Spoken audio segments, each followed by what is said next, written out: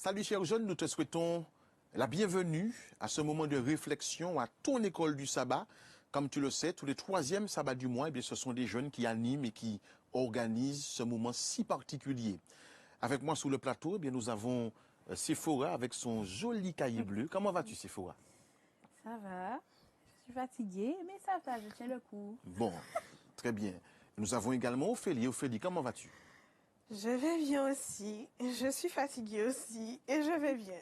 Bon, eh bien, ça promet pour le débat puisque nous avons deux jeunes qui sont fatigués. Enfin, alors, le thème de la leçon de cette semaine, eh bien, il nous est parlé de la rébellion et de ses conséquences. Et nous voulons ensemble en parler, en débattre. C'est juste après cela.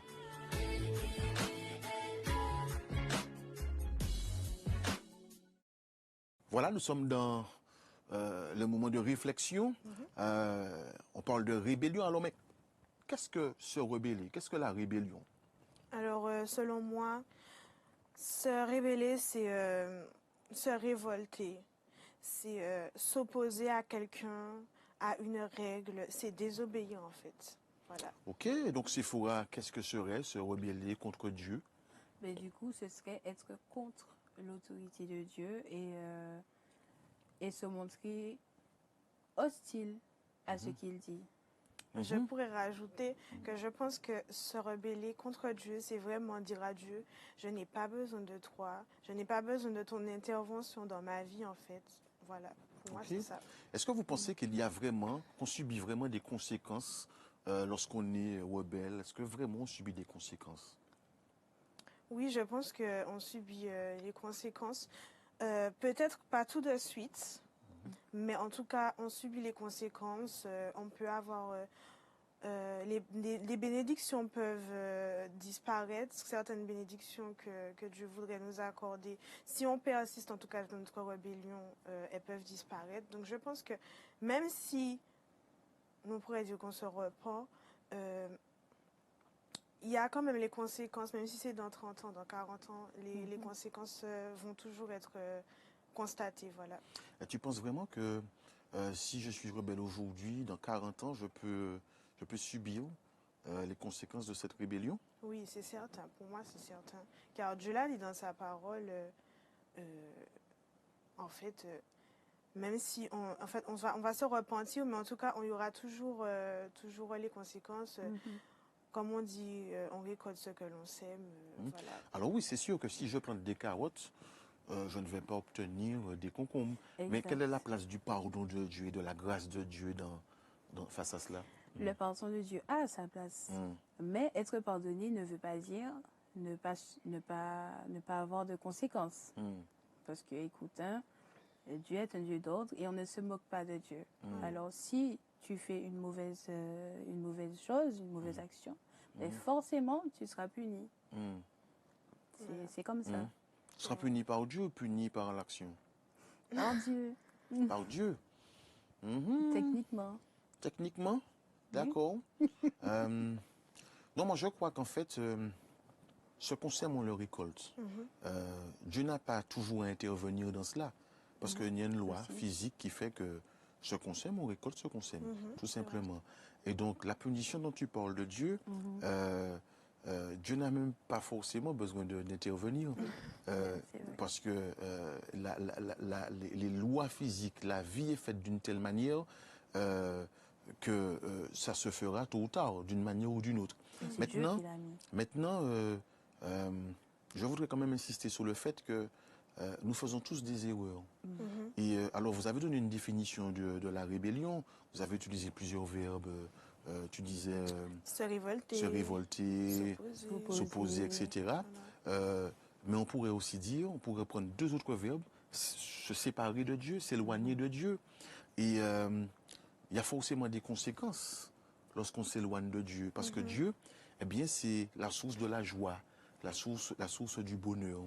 Et lorsqu'on a un tel Dieu, un tel personnage à ses côtés, eh bien, on est sûr d'être efficacement conseillé dans tous les domaines de la vie, que ce soit le domaine sentimental, professionnel, scolaire, social, etc.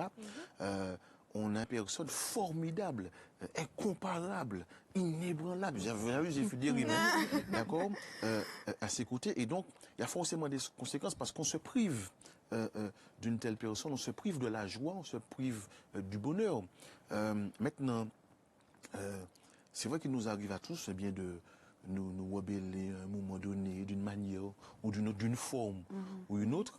Mais heureusement qu'il y a le pardon de Dieu, la grâce de Dieu pour nous pardonner, nous permettre bien de changer de cap, de choisir une autre voie et de revenir à lui.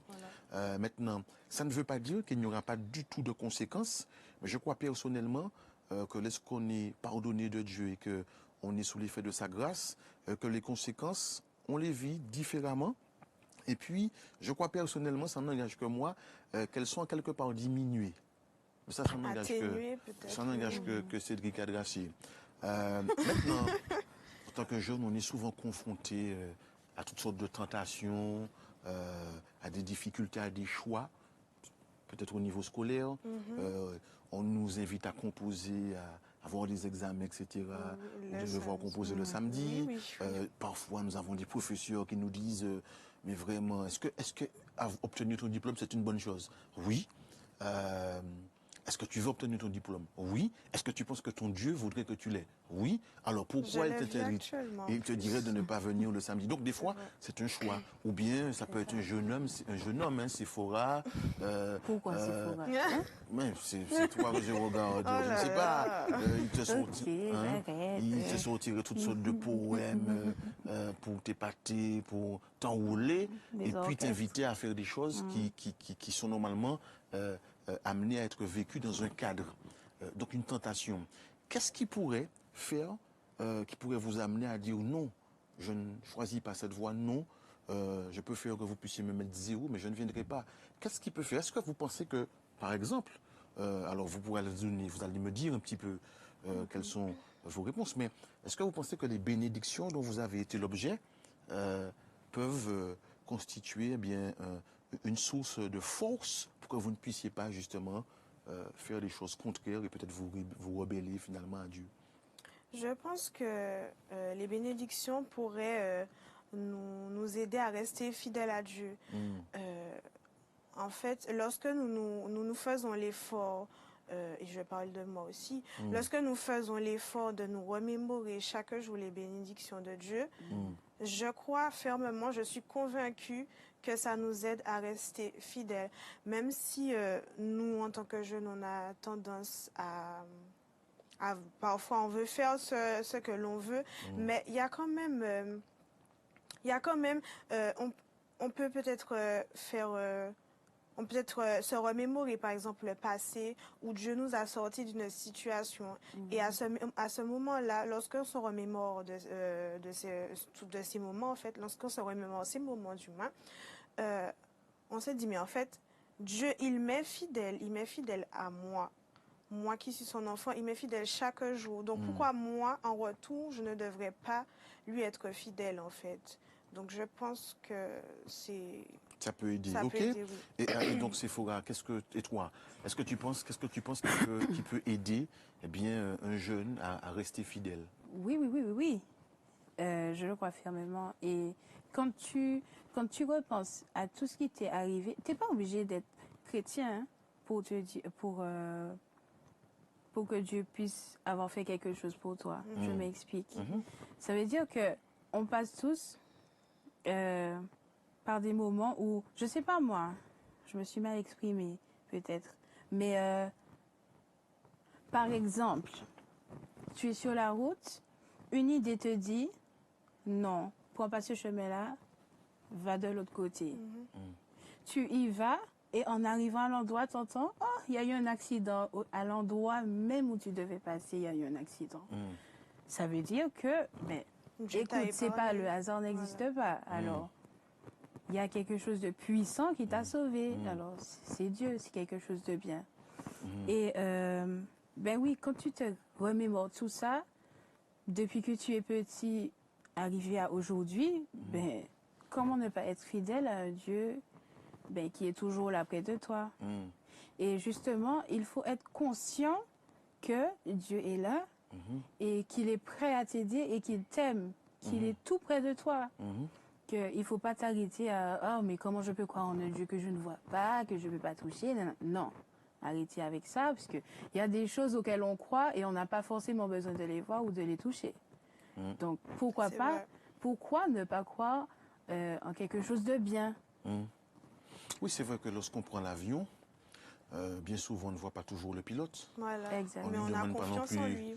s'il a son diplôme. Voilà. Mais on croit qu'on va, arriver à bon la port. destination. C'est ça. Voilà. On pourrait aussi s'adresser eh bien, à ces jeunes qui nous suivent et qui ont, à un moment donné, eu ou qui se sont rebellés à un moment donné, leur faire savoir eh bien, qu'il est possible, peu importe le nombre d'années qu'ils sont restés dans cette rébellion, eh bien, de sortir de cet état et puis de revenir à Dieu. Alors c'est vrai que souvent, lorsqu'on regarde, on voit qu'il y a quelque chose qui brille, et puis on est attiré, et puis bon, finalement on y va.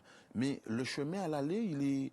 Franchement, on aurait dit que c'est du velours, hein. C'est de la soie, c'est agréable. Ah oui, franchement, nos mais une pieds, fois qu'on réalise que finalement, mais ça ne brille pas tant que ça, mais c'est quoi cela? Et qu'on veuille revenir, eh bien on réalise que le chemin a changé. Il y a des arbres sur le chemin, des obstacles, des crocodiles, des girafes, des hippos, des lions. On est en plein safari là, mais un safari un peu mode film d'horreur, quoi, parce que il y a des safaris, c'est pour regarder, hein, normalement. Hein. Mais là, on réalise que c'est l'orage, enfin, on est un peu perdu et on sent que c'est plus difficile de revenir. Mais il est bon de savoir, eh bien, que ce Dieu, dans le livre du Deutéronome, eh bien, ses bras ne sont pas courts, ses bras sont assez longs pour pouvoir nous aider, nous prendre et nous ramener sur la voie de l'éternité. Maintenant, on a parlé de bénédiction. Est-ce que ça ne vous inspire pas un chant? Moi, ça me rappelle le chant du cantique.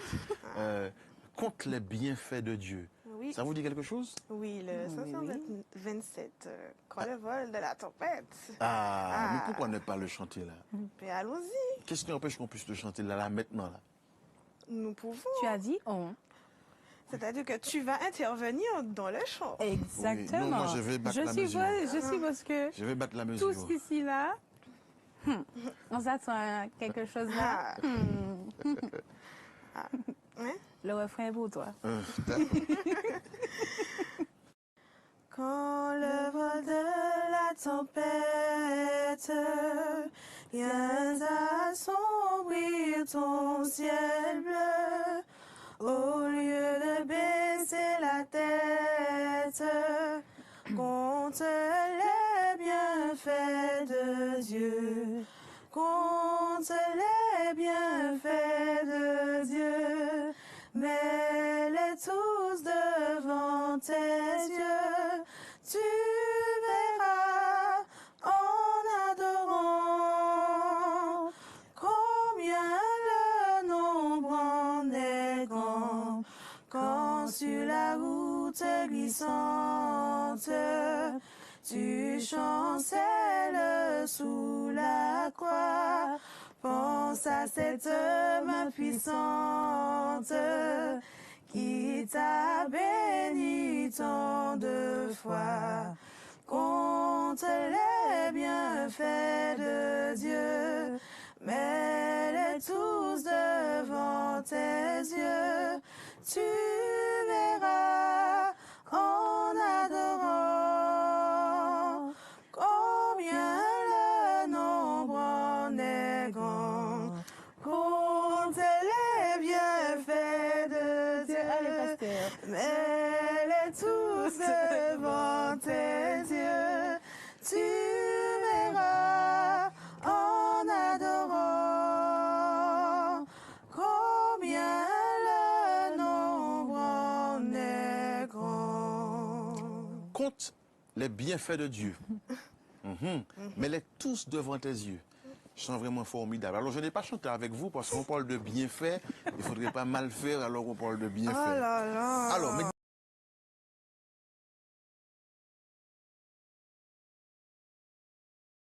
dites-moi,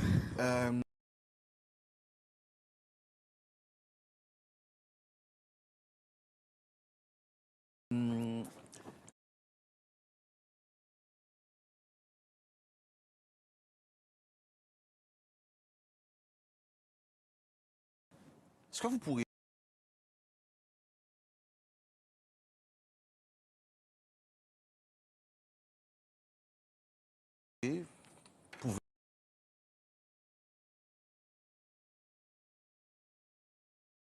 partager avec nous une expérience à travers laquelle Dieu a solutionné un problème, il a agi pour vous d'une manière particulière? Ophélie, dis-nous, est-ce que tu... Oui. En fait, cette année, c'était ma dernière année de licence. Et pendant 3 ans, j'ai subi comment dire ça, le mépris d'un professeur, en fait, d'une professeure à moi. Donc, elle me traitait très mal, elle me méprisait. Je pouvais dire quelque chose qui était, parce que je pouvais dire quelque chose de bien quand j'intervenais et tout, mais elle trouvait toujours le moyen de me mépriser. Elle voulait me rabaisser. Je ne sais pas, je suppose que elle a sûrement vu la lumière de Dieu et ça peut-être la gênait. Et pendant 3 ans, j'ai pleuré. Je vous avouerai que j'ai pleuré. J'étais souvent angoissée quand j'allais dans ces cours, voilà. Et c'est une situation qui m'a amenée c'est une situation qui m'a amenée à me poser beaucoup de questions, en fait. J'ai douté, j'ai dit à Dieu, Seigneur, mais tu es où, en fait? Tu es où? Pourquoi tu n'interviens pas? Et je pense que c'était vraiment une épreuve que je devais peut-être subir pour me faire grandir, pour pouvoir m'aider à vraiment faire confiance à Dieu. Franchement, je vous dirais que j'ai douté. Et mais par la grâce de Dieu, en fait, il m'a aidé. Dieu m'a dit, en fait, tu es mon enfant et je vais agir. Et à la fin de cette année, lors de mes derniers examens, cette même professeure qui me méprisait, malgré le travail que je fournissais, m'a félicité, m'a attribué de très bonnes notes, en fait, m'a félicité. Elle s'est retrouvée... En fait, je ne m'y attendais pas, mais elle m'a complimenté plusieurs fois et tout, lors de la remise des notes, etc. Et j'ai remercié Dieu, mais franchement, c'est vrai que quand on est dans certaines situations, on a du mal. On peut se retrouver, je n'en voulais pas à Dieu. Mais certaines personnes pourraient en vouloir à Dieu. Mais on se demande en fait, Seigneur, qu'est-ce que j'ai fait en fait pour mériter ça?